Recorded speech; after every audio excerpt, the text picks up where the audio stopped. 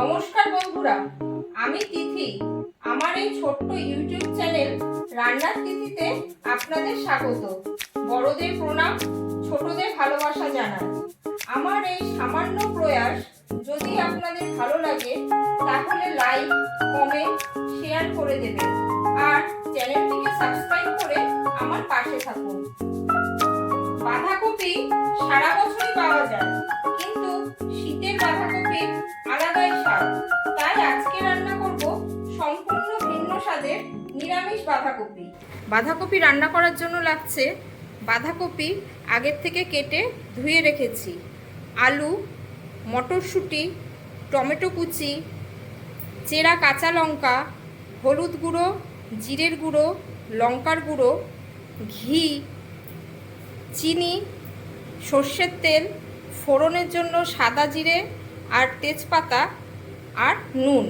এই কটি উপকরণ দিয়েই আজকে আমি রান্না করব সম্পূর্ণ নিরামিষ বাঁধাকপি। আমি এবার রান্নাটা শুরু করছি। রান্না শুরু করার জন্য প্রথমেই আমি কড়াইয়ে সর্ষের তেল দিয়ে দেব।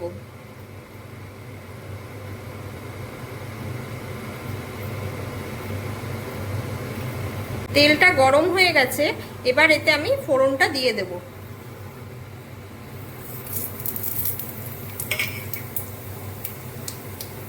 ফোড়নটাকে একটু ভেজে নেব।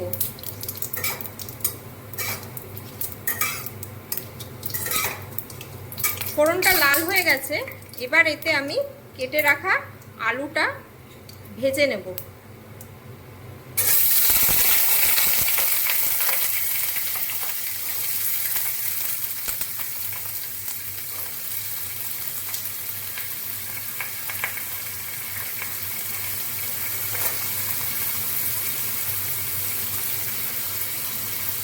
সামান্য নুন দিয়ে দেবো।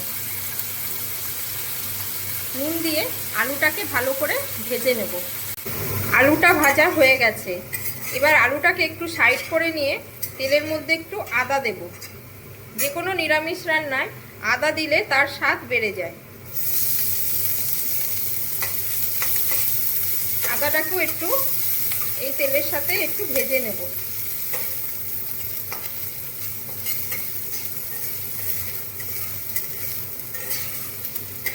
আলুর সাথে আদাটাকে মিশিয়ে নেব।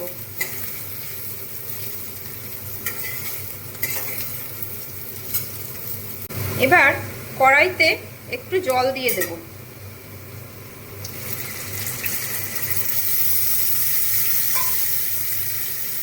জল দিয়ে এতে একে একে মশলাগুলো সব দিয়ে দেব। 1 চামচ হলুদ গুঁড়ো, 2 চামচ জিরের গুঁড়ো আর 1/2 চামচ শুকনো লঙ্কার গুঁড়ো আর চেরা কাঁচা লঙ্কা। টমেটোটাও এখন দিয়ে দেব।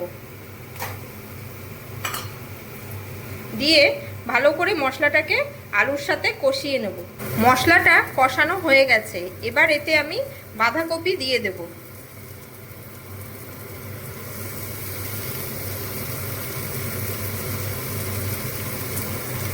যতটা বাঁধাকপি এখন ধরে দেব, আবার একটু কমে আসলে তখন আবার বাদবাকিটা দেব।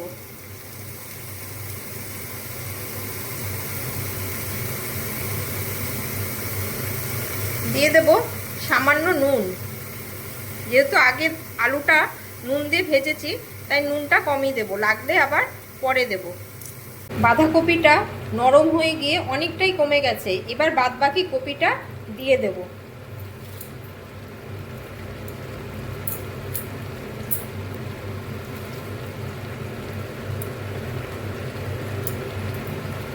বাঁধাকপিটা 70% মতো কুক হয়ে গেছে, এবার আমি এতে মটরশুঁটিটা দিয়ে দেব।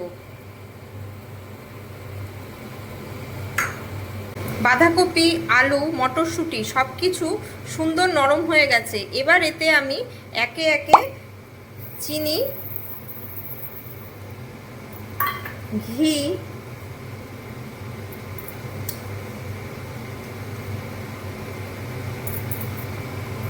আর গোলমরিচের গুঁড়ো দিয়ে ভালো করে মিশিয়ে নেব। সব কিছু সুন্দর করে মিশিয়ে নিয়েছি। এরই সাথে রেডি হয়ে গেল আজকের রান্না নিরামিষ বাঁধাকপি। রেসিপিটা আপনাদের কেমন লাগলো জানাবেন। ভিডিওটা ভালো লাগলে প্লিজ লাইক, কমেন্ট, শেয়ার করবেন আর চ্যানেলটিকে সাবস্ক্রাইব করবেন।